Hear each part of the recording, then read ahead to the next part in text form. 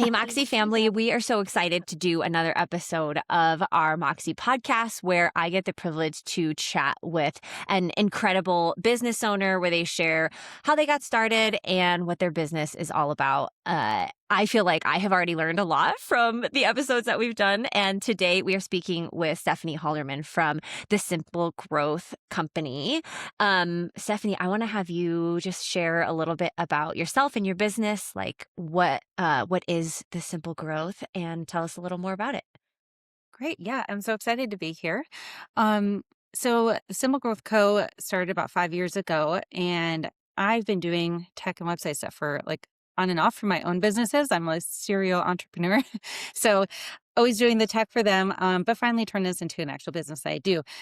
So I help people with websites, and all of the background systems kind of go into them. So helping people get that first, website out there, but also then strategically setting up all their backend systems so things flow well, there's good client experience, and that we aren't doing all those what I call just dumb tasks manually all the time.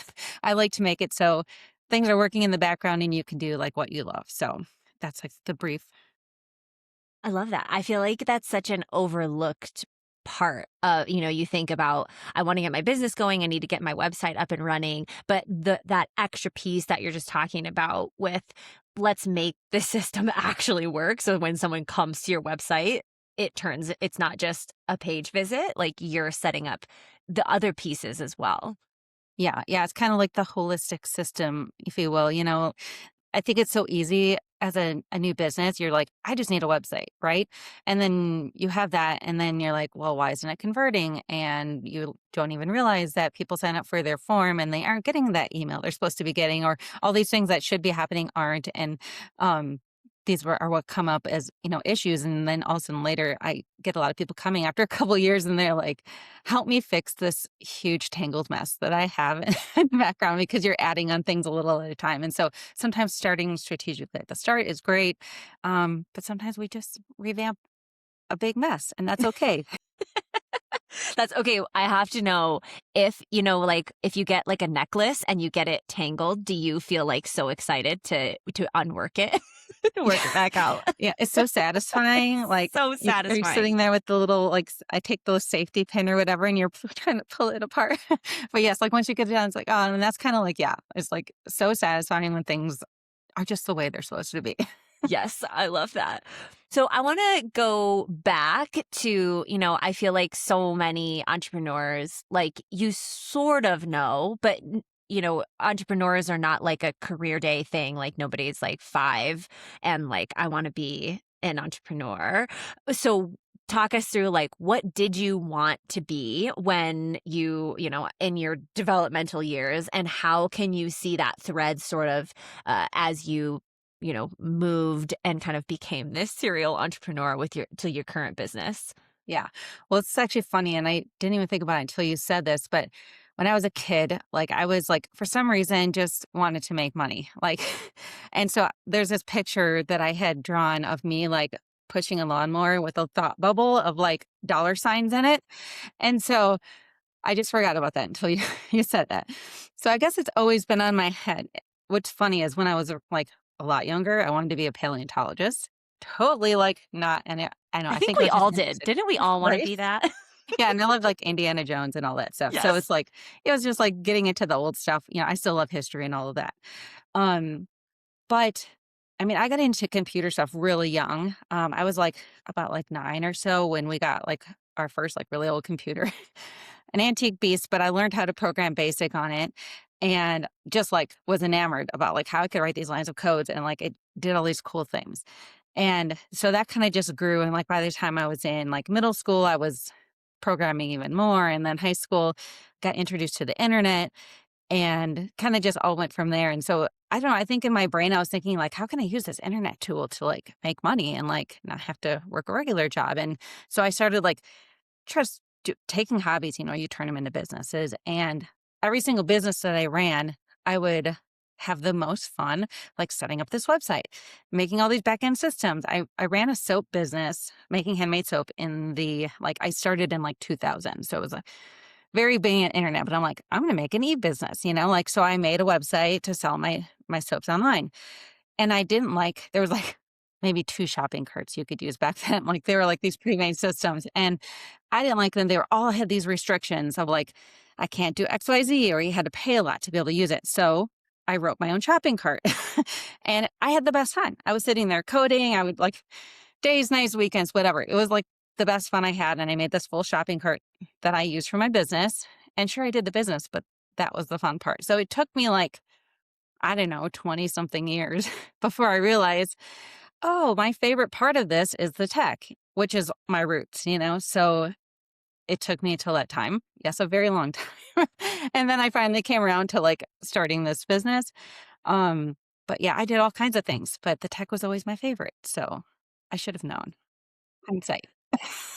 I love that. I feel like that is kind of I feel very similarly in my own story where if I look back now, I'm like, oh, like obviously this was my, was always going to be sort of the path that I took, Yeah. but I couldn't see it then.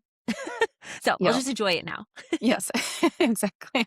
So the other side of what you do, and part of kind of your business too, is that you are a functional nutritional therapy. You're certified in functional nutritional therapy, and you have this focus on wellness. So how does that sort of slot into the way you think about design, and also when it comes to running your own business?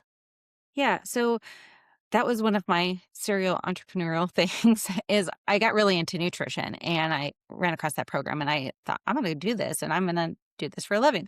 Well, I went through the program and then I realized I don't want to do this for a living, but I love the information and I love the people. Like I got so immersed into the holistic wellness, like kind of like crowd, that like I love what they do and what they stand for and how they're trying to help people. And I kind of felt the same way, but I'm on the tech side. So like I want to help people. And I feel like in a way I'm helping people help people. Hmm. It's, like because a lot of the people in this crowd are not tech savvy. That's not their thing. They're like into like all the biology and, the human body and like all the things that come along with it. They don't want to think about a website. They don't want to think about tech. So I love to think about that. And I love learning from them even more about nutrition. So I'm able to like help them and then they can help others.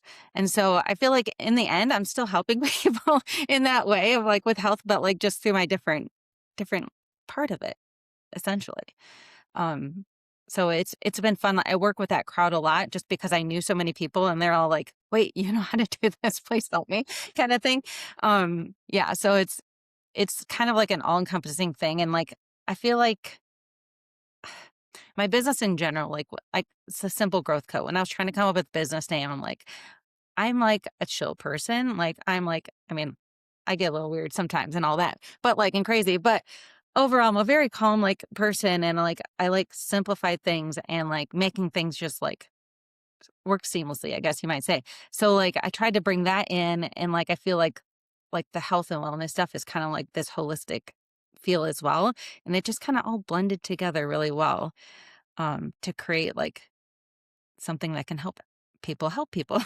Yeah, yeah. Yeah. I feel like there's so much to be said about, the support system that kind of runs behind, like I always say about myself that I'm not like a big visionary person, but like I would love to help you execute your vision because that's really where my sweet spot is.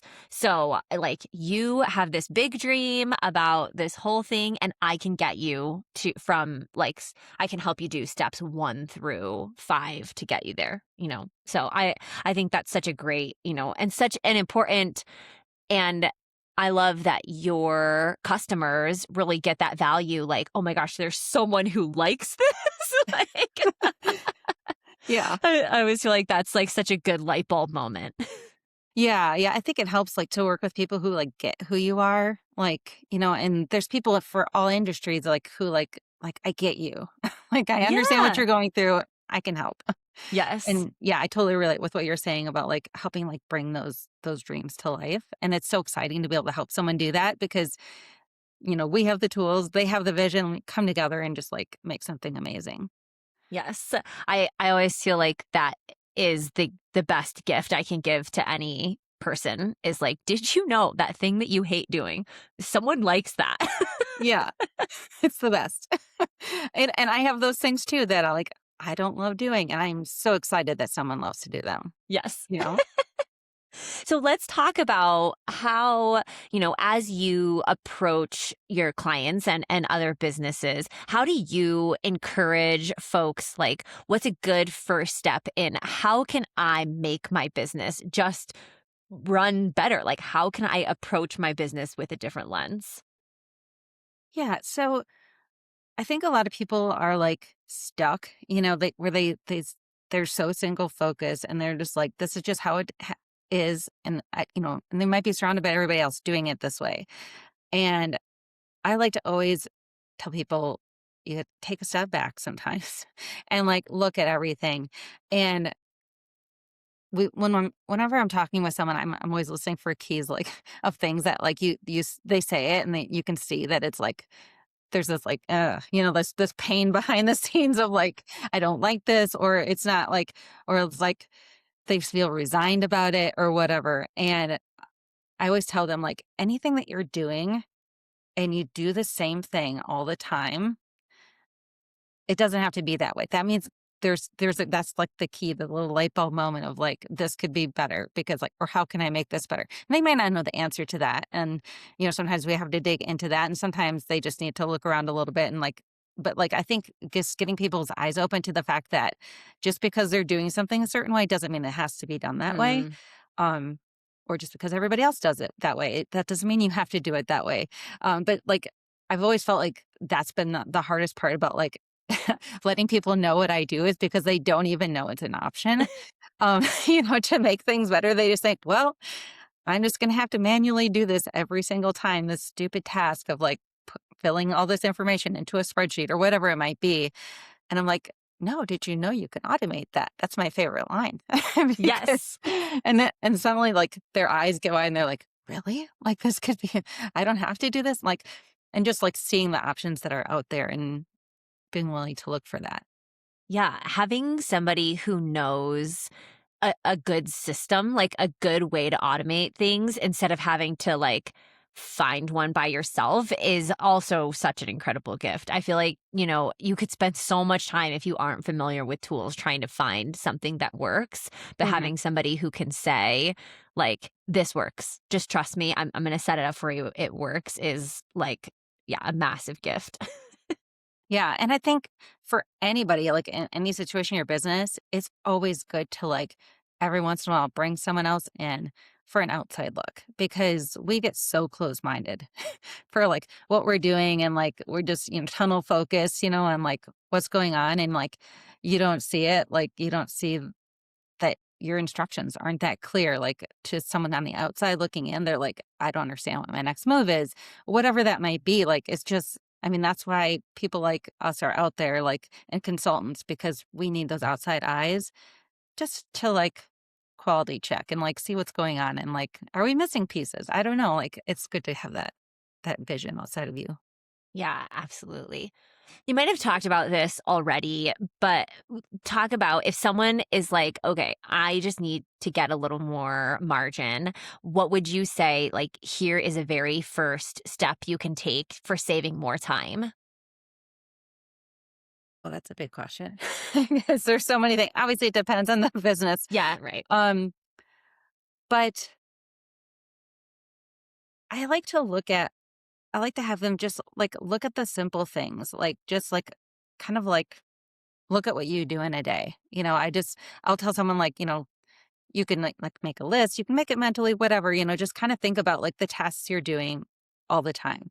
And I first like to tell them to look for things that they hate doing because that's normally a flag. But and also it's well, every morning I have to go in and move this thing over here and do this, or every time a client signs up, I have to do all these things and it takes me 30 minutes, you know, like, finding those things that you're that are oh, I hate doing that. You love getting a new client, but I hate all the onboarding paperwork I have to send to them and things like that, and using a tool like Moxie where it's oh, well, they sign this and they ready have their contract and they ready book their first call. If, but I know people who are sending them a contract, sending them a booking, like, doing all these things. And like, it's this struggle. So like, I'm like, what I have them think of what are those things like, and normally there is something even just small, like just like a small thing, like adding the contract to when they sign the agreement to start with, like to like take one extra thing off their plate. And I think once they start to see like the small things, then it's like it also like makes them think, what else could happen? Like what else could Yeah. I not be doing myself? But like just starting with like listing them out, because I think we just do so many things as business owners and we just like it's autopilot, like this is how we do it. And we just keep, running through our day. So stopping to like really like think like, what am I doing and why am I doing it? And sometimes does it even need to be done at all? Like Yeah. a good I question. I love the advice to also start with stuff that you don't like doing. Like, who doesn't love to get that off your plate? Right. I'm like, I'm all about the automating and outsourcing. No, like Yes, absolutely. So, as we close here, I want to ask two questions. One, for fun, because your business is the Simple Growth Co, and obviously you have lots of plants behind you. So, I would yeah. love to know which of your house plants is your favorite. Oh gosh. I have a lot of house plans.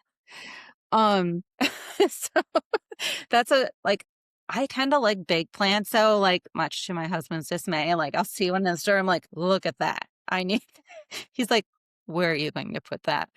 Um, so like I have a really big bird of paradise that I love, Ooh. and I have multiple monsteras that I'm in love with. So, with nice big leaves. They're relatively new plants, so they have like four or so leaves, so they aren't big. Um, and so those are probably my favorite. I don't know, there's something about having like this big basically plant inside my house. It's like, it seems wrong, but I love it. It's just so much, like, they're just so cool. And like, that just bring a different character. And I love being in nature. So I feel like I'm surrounded by plants in my office here. So I feel like I get that little bit of nature even when I'm stuck at a desk. That's amazing. So last question that I have been asking everyone is, like essentially, you've got this opportunity to talk to other entrepreneurs, other business owners. What's something that you wish more entrepreneurs knew? That it doesn't have to be so hard sometimes. I think we try to overcomplicate, like, especially when people are starting, they like think they need all of these different things going on because they're like, there's so much information coming at you. If you like scroll through social media, once you get your algorithm where you're like, they know you're a business, it's like all this business advice and like about running ads and social media and, funnels and all this stuff. And I've had people come to me like, I hear people talking about this, but what is a funnel? Like they don't even like they just keep hearing it. And they're like, I don't even know, but I know I need one, right? So just knowing like it doesn't have to be that hard. If you can just get started with a way for people to reach out to you and, be able to talk to you, like that is what you need to start with. Don't worry about like having to have this huge email list and writing newsletters every week. It's like it's overwhelming. And like you don't need social media. Yeah, it's fun and it can be good, but if you loathe it, like don't worry about it. Like keep it simple. Yeah. Yeah. Ugh, that might be the most freeing thing you could say to anyone. Right.